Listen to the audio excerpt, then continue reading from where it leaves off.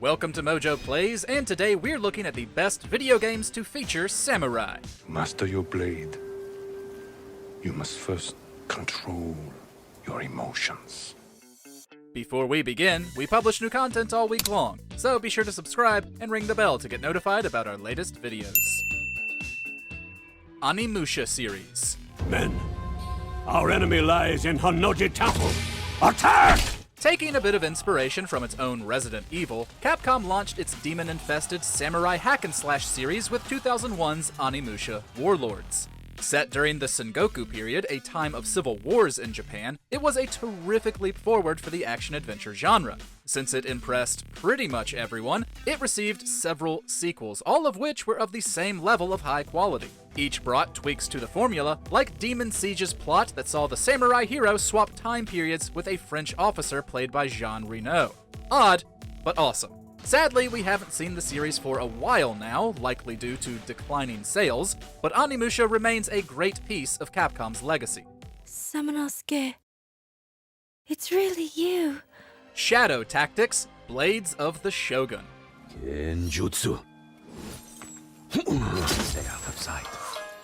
Set in feudal Japan, Shadow Tactics puts you in control of a group of warriors as they attempt to take down a violent warlord. Although the plot and main character are distinctly samurai, not all of the characters are. Along for the ride are a couple of ninjas, an expert marksman, and a thief. Having different character types makes for a fun ragtag ensemble. But more importantly, it enhances the RTS mechanics by giving you multiple bags of tricks to pull from. Additionally, the battle maps are huge, with tons of moving parts to consider. Toss in some well-thought-out stealth mechanics, and Shadow Tactics should delight any strategy fan. That was a fun adventure. A fine display of the thieving arts, amongst other things. Like a Dragon, Ishin.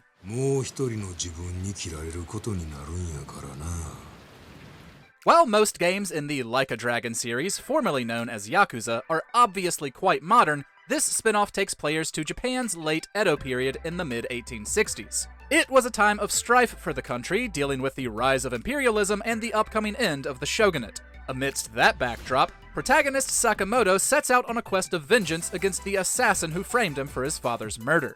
The developers did a great job recreating Kyoto during this time, and the combat, which included hand-to-hand and pistol options in addition to a katana, was a fresh spin on what the series had done before.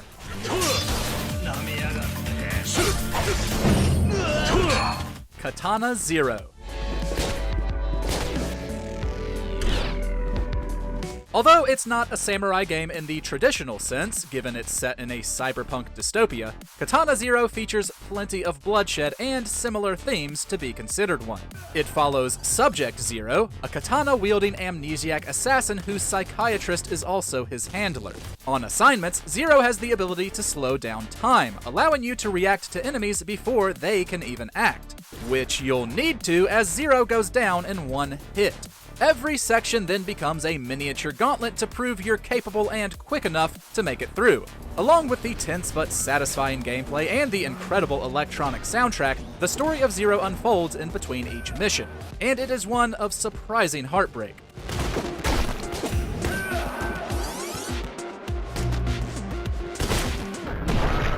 Samurai Showdown series.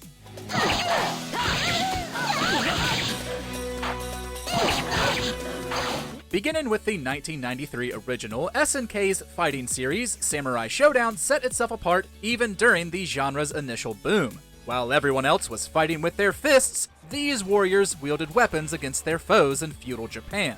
Not every character on the roster is a samurai, mind you. Some are ninjas, while others are warriors from entirely different regions. However, its most well-known characters, including poster boy Haomaru, are samurai. Additionally, SNK drew inspiration from real-world figures of feudal Japan for several of its characters.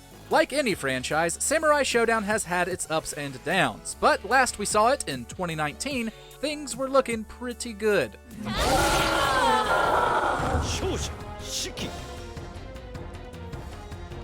Total War, Shogun 2. And victory wipes away dishonor.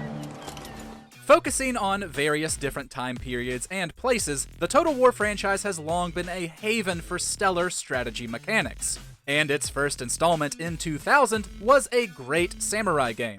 However, when Creative Assembly chose to revisit feudal Japan with 2011's Shogun 2, it created not only a wonderful follow-up, but genuinely one of the strongest entries in the series. With multiple warlords and clans vying for the seat of the shogunate, and therefore power over Japan, players take control of one and fight to come out on top. The developers scaled back certain overblown features of previous games, leading Shogun 2 to be more refined and focused. It looked great, played great, and is still one of the best strategy games in existence.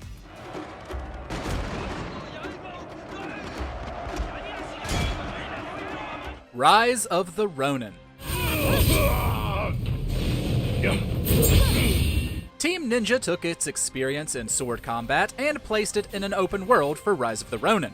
Set during the end of the Edo period in the late 19th century, it has players control a customizable Ronin, a samurai without any loyalty, and choose who they side with during a crucial period for the country. It's a great deal of fun seeing how your choices take the plot in different directions. Combat, missions, and the story are all thrilling and engaging, and its use of the period can draw in any history buff. Sure, its visuals are a bit lackluster, and its open world structure will feel very familiar, but when the game hits, it hits hard.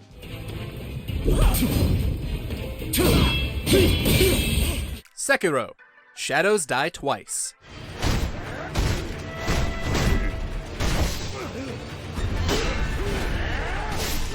Okay, technically Sekiro has you play as a shinobi, a type of ninja, but there are so many samurai in the game, all basically gunning for you, that it wouldn't feel right leaving it off. That and the fact that, well, the game is incredible. For those unaware, From Software's journey into a fictionalized Sengoku period follows Wolf, said shinobi seeking vengeance against a samurai clan who cut off his arm and kidnapped his lord Kuro. There are many other elements of Japanese culture adapted for the game, such as Buddhist mythology, but its themes of duty, honor, and sacrifice fit right at home in any samurai tale. Plus, some of its most memorable combat encounters dealt with the warriors, like the climax with Isshin the Sword Saint.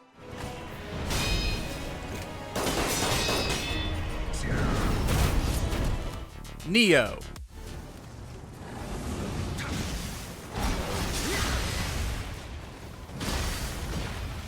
Before Rise of the Rōnin, Team Ninja showed its expertise in crafting samurai games with 2017's Nioh. Inspired by the real-life story of William Adams, an English navigator who became a samurai, it features a whole lot more to worry about than rival swordsmen. Like Sekiro, it's also set during a fictionalized Sengoku period. The time of war has resulted in the resurgence of yokai, evil Japanese spirits, as they flourish across the country and make William's life a living hell. With plenty of influence taken from Software's Souls-like formula, it's an exceptionally challenging game. The deadly enemies and thrilling combat, which features nice variety in its weaponry, are intensified by Nioh's moody atmosphere.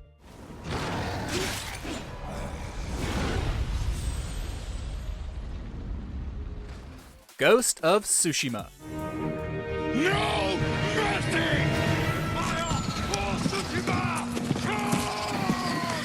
When players think of the quintessential samurai game, chances are Ghost of Tsushima is the first to come to mind. Set amidst the early Mongolian invasions of Japan, it places you in the role of Jin Sakai, an honorable man rising to the call to protect his home. But when his fellow samurai are slaughtered, his uncle captured, and his people threatened, Jin begins wondering how important honor really is. Sucker Punch did a great job exploring Jin's warring ideals, while crafting an excellent action-adventure title within a stunning open world. Through every quest, big or small, we were filled with a desire to fight back through any means necessary. From its exciting swordplay to its heartfelt narrative, Ghost of Tsushima is a spectacular samurai experience. Know any other great samurai games?